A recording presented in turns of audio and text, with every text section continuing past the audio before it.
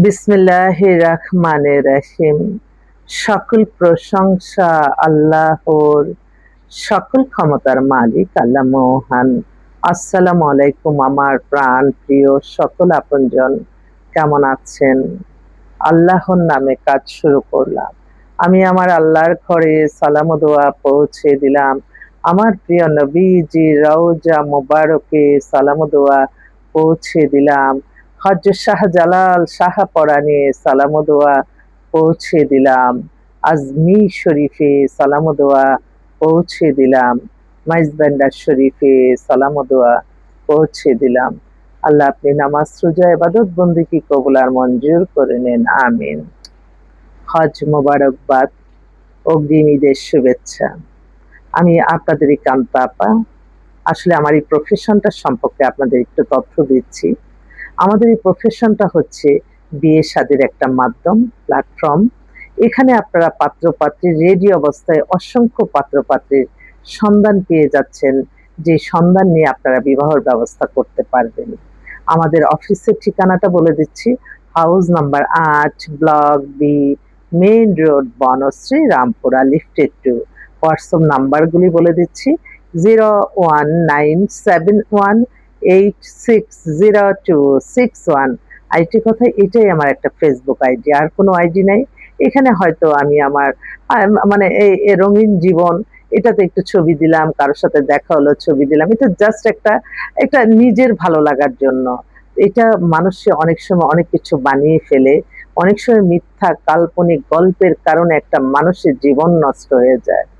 সবসময় মনে রাখবেন, ইসলাম পৃথিবীর শ্রেষ্ঠতম ধর্ম। আমরা ইসলামকে অনুসরণ করে চলবো। ইসলামে যা যা আছে তা আমরা মেনে চলবো, তাহলেই তো আমরা ভালো থাকবো।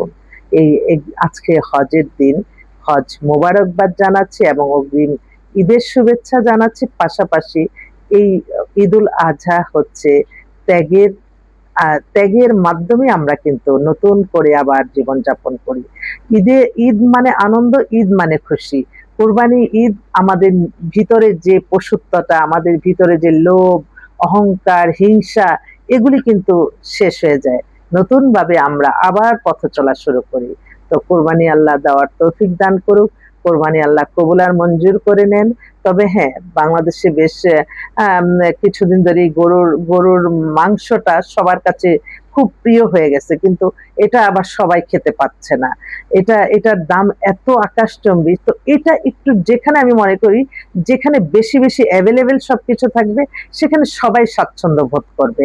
যেমন এই গরু বাংলাদেশের, হ্যাঁ, বাংলাদেশের খামারে অনেকে বলতেছে যে আমাদের বাইরে থেকে গরু আনলে আমাদের লস হবে। না, লস না।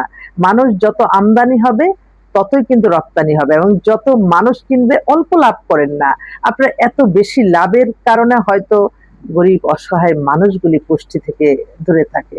তাই সমস্যা কি? এত বছর যেহেতু বন্ধ ছিল, নতুন বাংলাদেশ উপলক্ষে আমাদের ইন্ডিয়া থেকে গরু আনলে হয়তো আমাদের সবার হাতের নাগালে থাকতো।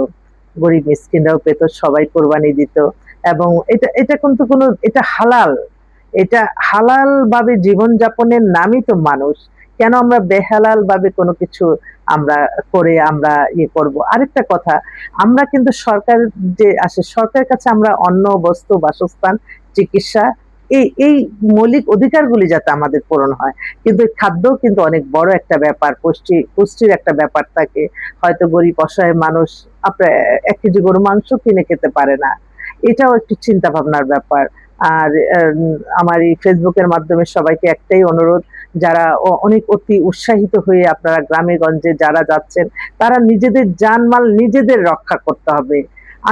আমি একটা কিছু কোনো কোথাও কোনো ঝামেলা লাগলেই দেখা যায় সরকারের বিপক্ষে অনেক কথা। আর সরকার তো আমার বেডরুমে বা আমার বাসায় এসে পাহারা দিবে না, বা বাস ট্রেনে উনি চালাবে না, সরকারি দল চালাবে না। সেটা তো নিজের এবাদত বন্দেগী, নামাজ, রোজা, হজ, জাকাত, উমরা পালন, ভালো কাজের মাধ্যমে আপনার হায়েত রিজিক বাড়িয়ে দিবে। এটাও কিন্তু নিজের জানমাল রক্ষা নিজেরই করতে হবে। সেজন্য আপনাকে বেশি ইবাদত বন্দেগী করতে হবে। আমরা আরেকজনের দোষ চাপাবো, এই নীতি থেকে আমাদের বেরিয়ে আসি। হ্যাঁ, আমার এটা ব্যক্তিগত অভিমত যে যত গরু বেশি হবে, সবার নাগালে হয়ে যাবে, সবাই মিলেই ভালো থাকবে। অনেকে মানে আমি যেহেতু সামাজিক কর্মকাণ্ড করি, সামাজিক কাজ, অনেকের সাথে পরিচয়। অনেকে বলে যে কোনো কোথাও এরকম আছে যে ইন্ডিয়া থেকে গরু আনতে পারবো। ইন্ডিয়ারা নাকি গরু দিতে চায়। তো দিতে চাইলে সবাই ওপেন ভাবে সরকারিভাবে যেটা যেই নিয়মে সেই নিয়মে করলে তো ক্ষতি তো না। আমার গরিব, আমরা মধ্যবিত্ত, আমাদের গরিব অসহায় মানুষকে মাঝখানে আমি আরো বিলিয়ে দিতে পারবো। এটা আমার ব্যক্তিগত একটু ইচ্ছা হলো, আমি আপনাদেরকে বললাম। সবাই মিলেই আমরা ভালো থাকি, আমরা কারো কোনো ক্ষতি করব না। গরিব অসহায় মাঝে আমরা সবসময় নিজেদের জানমাল রক্ষাতে দান সদকা করব, এটার নামই জীবন। আপনি হাজার কোটি টাকার মালিক, কিন্তু আপনার দ্বারা একটা মানুষের কল্যাণ হচ্ছে না, সেই সেই সম্পদের মূল্য আমি দিতে চাই না। এবং সবসময় মনে রাখতে হবে, আমরা একে অন্যের ভালোটা চিন্তা করব, তাহলে আপনিও ভালো থাকবেন, আমরাও ভালো থাকবো। আর অনেক সময় মিথ্যা কাল্পনিক গল্পের কারণে কিন্তু মানুষ অনেক হয়রানি হয়।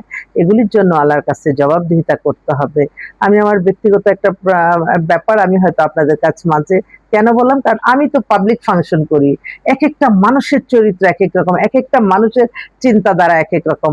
মাঝে, মাঝে আসে, তাদের কথাগুলি মিলিয়ে তা হয়তো আমি আমার ফেসবুকে একটু বলি। এটা কারো আদেশ না, উপদেশও না, এটা আমার ব্যক্তিগত একটা মতামত। তো সবাই ভালো থাকবেন। অফিস কিন্তু খোলা আছে, ঈদের দিনও খোলা আছে, কোনো অসুবিধা নাই।